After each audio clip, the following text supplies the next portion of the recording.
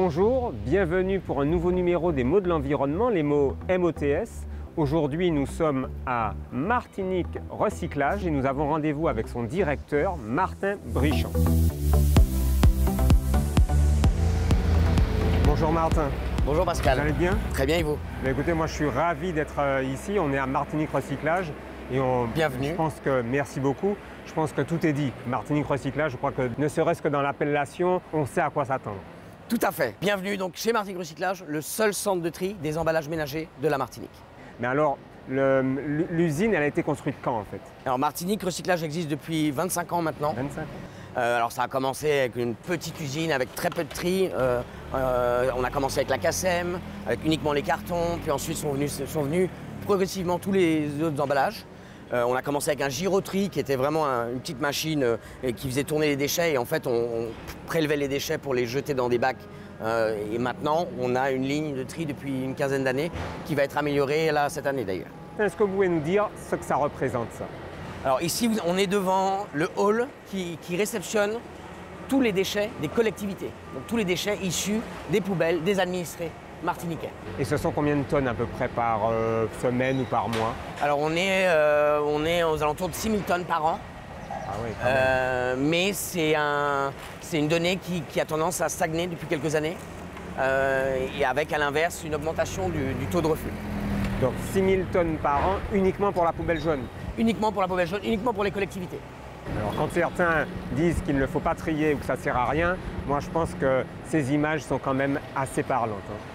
Alors ces images sont très parlantes. En effet, là on voit le flux de déchets mélangés.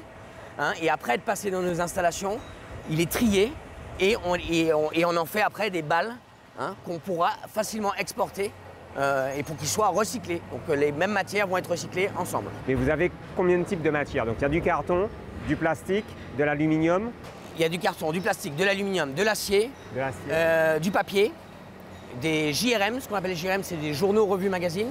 D'accord. Et même dans les plastiques, on a 3 types de plastiques différents. On a le PET clair, qu'on voit au bout là-bas, c'est vraiment la bouteille de Didier ou de Chamflore. Le PEHD, c'est plus les flacons de lessive, de shampoing, etc. Et le PET foncé, là c'est plus les bouteilles d'huile, pour le PET opaque, ou les bouteilles vertes. Voilà. Et tout ça, c'est exporté en France hexagonale, en Europe? Alors un peu les deux. Mais principalement en Europe, oui. Si ça n'était pas fait, ça veut dire que tout ça se retrouverait dans la nature? Dans la nature, avec un peu de chance à l'incinération, pour produire un petit peu d'énergie, et avec beaucoup moins de chance à l'enfouissement. Bien que n'étant pas chez moi, je vous propose qu'on fasse quelque chose, Martin, c'est que vous nous présentiez maintenant la ligne de tri, parce que je pense que ça va être très très intéressant pour le grand public. Alors les déchets qui arrivent en mélange, donc ils sont pré-triés par les Martiniquais, mais ils sont quand même mélangés. On a du plastique, on a du carton, on a du papier, du métal.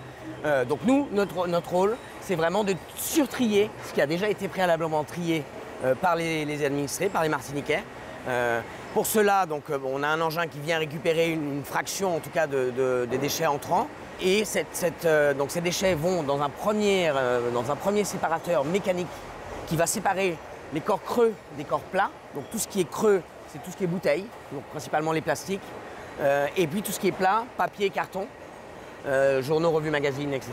Et autour de ces 2 lignes sont postés des agents qui vont séparer, et en fait, donc les déchets qui vont séparer, donc ils vont sélectionner par exemple du plastique clair, ça va tomber dans un box qui se trouve en dessous de la cabine de tri, et une fois que ce box est plein, on le met en presse pour en avoir des ballots comme vous avez derrière nous. Là, qu'est-ce que vous avez, Martin? Alors là, ce sont surtout des espaces de stockage, puisque là, ici, on reçoit des déchets industriels qu'on va charger en vrac dans des conteneurs open top, par exemple, pour le verre feuilleté, filmé et les pare-brises.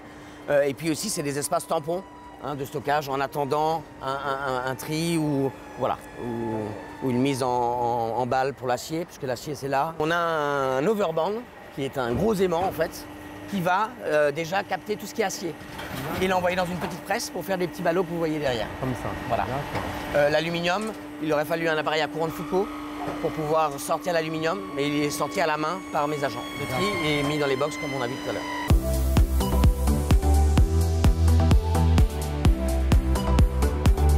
voyez l'agent qui est là, il trie, ça tombe directement dans le box.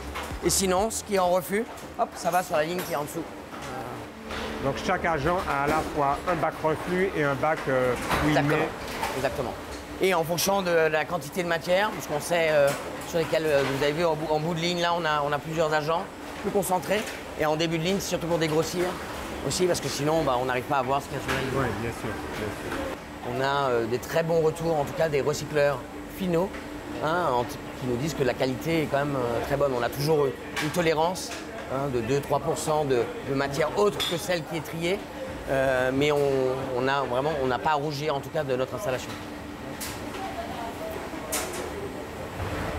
Je suis vraiment impressionné.